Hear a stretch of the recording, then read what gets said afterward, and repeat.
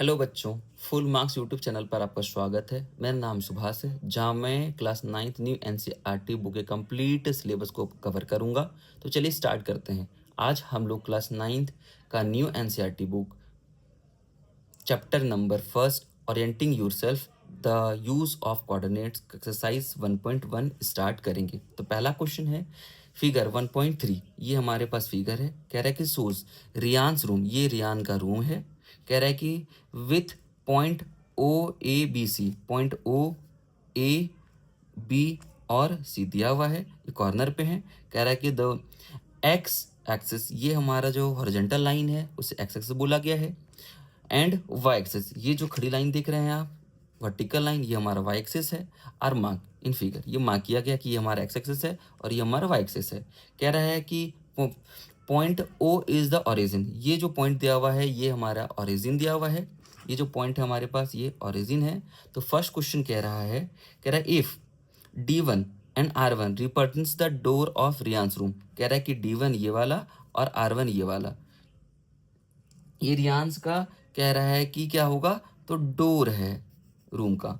कह रहा है कि फ्रॉम द लेफ्ट वॉल, अब लेफ्ट वॉल, ये यहाँ राइट वॉल दिया हुआ है, तो अगर ये राइट है तो ये क्या हो जाएगा, लेफ्ट हो जाएगा, लेफ्ट वॉल हो जाएगा। क्या हो जाएगा, लेफ्ट वॉल हो जाएगा।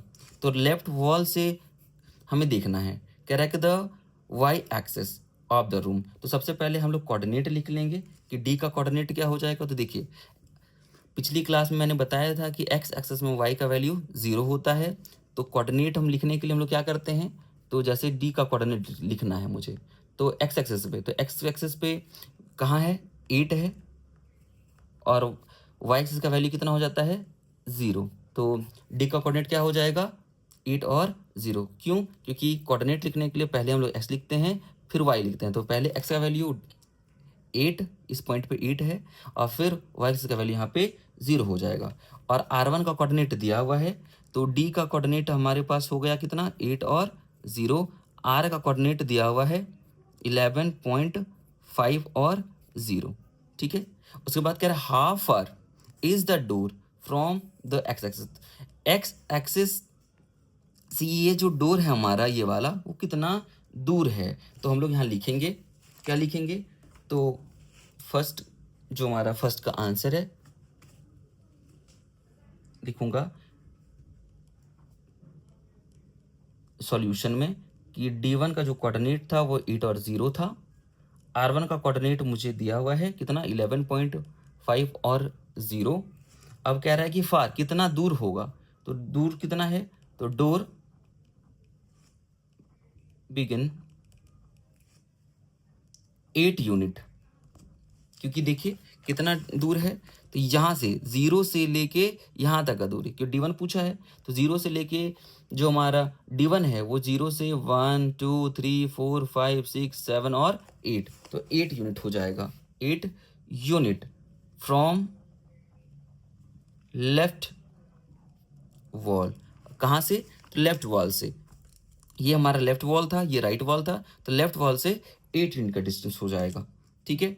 अब पूछा गया है, लेफ्ट वॉल मैंने बता दिया, फिर पूछा गया है दो सेकंड में कि how far is the door from x axis. अब एक्स एक्सिस से कितना दूरी होगा, तो देखिएगा एक्स एक्सिस से दूरी, तो एक चीज़ ध्यान रखिए, अब ये जो डोर हमारा वो एक्स एक्सिस पे ही है, तो जो डिस्टेंस होगा वो कितना हो जाएगा, 0 यूनिट, कोई डिस्टेंस नहीं होगा, 0 यूनिट हो जाएगा। तो डोर लिखेंगे कैसे, डोर डिस्टेंस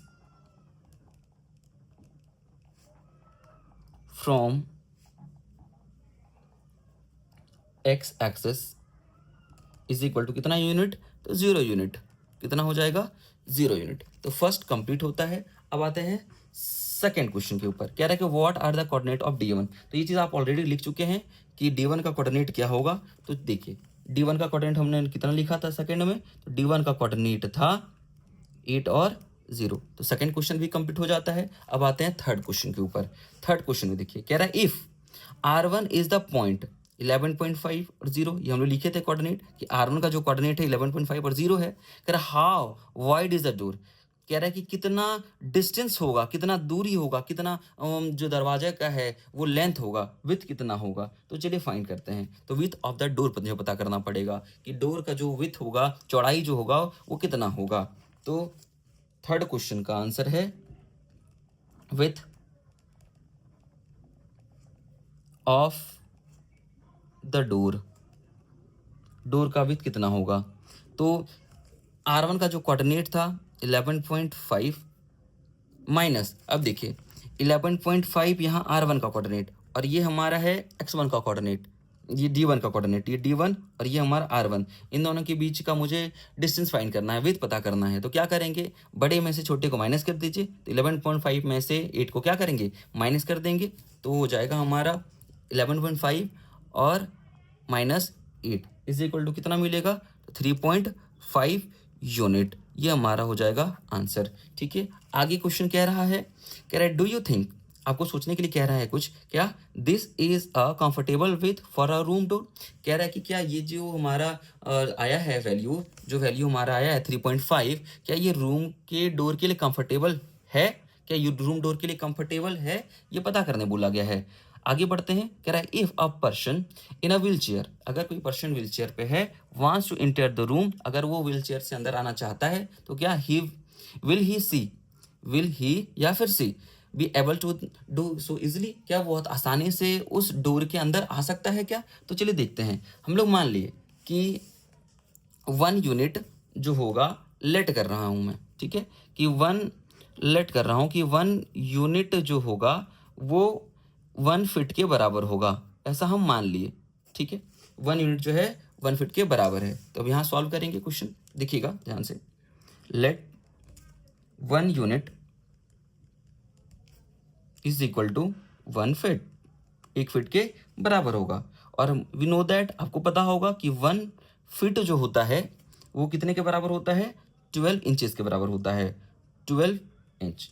अब हमारे पास वैल्यू कितना आया है, 3.5 यूनिट, मतलब 3.5 फीट, ऐसा हम लोग लेट किए थे। तो कितने इंच के बराबर हो जाएगा, तो 3.5 इंटू 12 इज इक्वल टू, अब आपको मल्टीप्लाई करना है, तो मल्टीप्लाई करेंगे 3.5 को 12 से, तो आएगा ये 42 इंच, 42 इंच आ गया।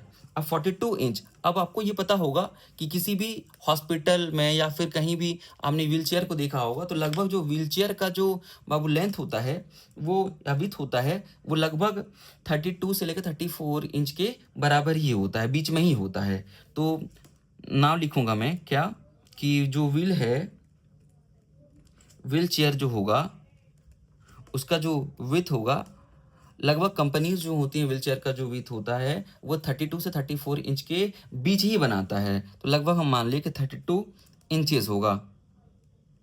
ठीक है, तो अब हमारे पास 42 इंच है और यहाँ पे व्हीलचेयर का जो विड्थ होता है वो 32 इंच ही होता है। इसलिए कह सकते हैं, हम पूछ रहा था हम लोगों से क्वेश्चन में कि क्या आराम से वो इंसान उस दरवाजे से पास हो सकता है क्या, तो लिखेंगे हाँ, क्योंकि हमारे पास दरवाजा का लेंथ 42 इंच है और व्हीलचेयर का 32 इंच है, तो दरवाजा तो बड़ा है, व्हीलचेयर तो बहुत छोटा हो गया उस हिसाब से। तो लिखूंगा मैं yes door is comfortable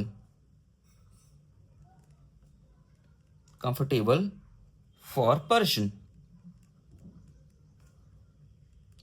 who using wheelchair, जो पर्सन उस व्हीलचेयर को यूज करेगा उसके लिए कंफर्टेबल होगा वो डोर। ठीक है, अब आते हैं लास्ट क्वेश्चन में। लास्ट क्वेश्चन में कह रहा है कि इफ B1 का कोऑर्डिनेट दिया हुआ है 0 और क्या 1.5 और B2 भी दिया हुआ है कितना 0 और 4, क्या represents the end of the bathroom door. अब कह रहा है कि जो B1 है और जो B2 है वो किसी बाथरूम, जो वहाँ उसका रूम का जो बाथरूम होगा उसका कोऑर्डिनेट दिया है, ठीक है, उसके डोर का। कह रहा है is the bathroom door narrow और wider than the room door. तो पूछ रहा है आपसे क्या, कि जो बाथरूम का जो डोर है उसके रूम के डोर से नैरो है या बड़ा है, इस बारे में आपको बताना है। तो देखिए ये हमारा है B1, यहाँ पे B1 है और ये हमारा है B2। तो B1 का कोऑर्डिनेट दिया हुआ है कितना, B1 का कोऑर्डिनेट है हमारे पास 0, 1.5, ये B1 का कोऑर्डिनेट है। और B2 का कोऑर्डिनेट दिया हुआ है 0.4। अब आपसे पूछ रहा है कि यहाँ से यहाँ का जो डोर होगा, यहाँ पे बाथरूम का जो डोर होगा, क्या रूम के डोर से बड़ा होगा कि छोटा होगा। तो चलिए इसे हम लोग फाइंड करेंगे।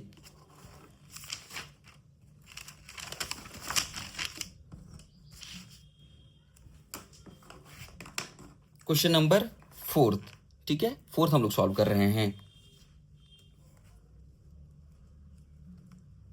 4 तो पहले हम लोग लिखेंगे B1 का कोऑर्डिनेट। तो B1 का कोऑर्डिनेट दिया हुआ है, वो गिवन है, कितना दिया हुआ है, दिया हुआ है 0,1.5। और क्या दिया हुआ है, और B2 भी दिया हुआ है। B2 का कोऑर्डिनेट दिया हुआ है कितना, 0,4। अब विथ पता करना है हम लोगों को, तो विथ हो जाएगा